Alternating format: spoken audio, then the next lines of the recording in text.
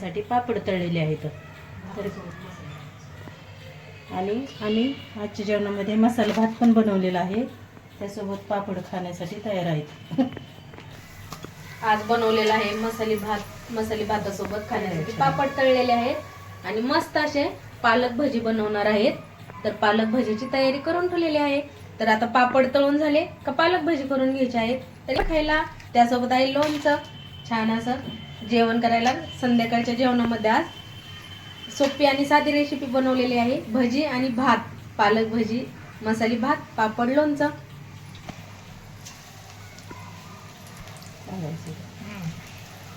पाहू शकता तेल गरम झालेलं आहे. तरी आता हे पालकाचे भजे सोडून घेत आहे तेलामध्ये.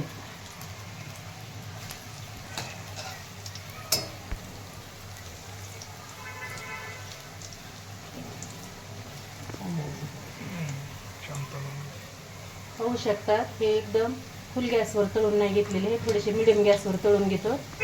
पाहू शकता हे आता भजे तयार होत आहे. पाहू शकता हे पालक भजे आहेत.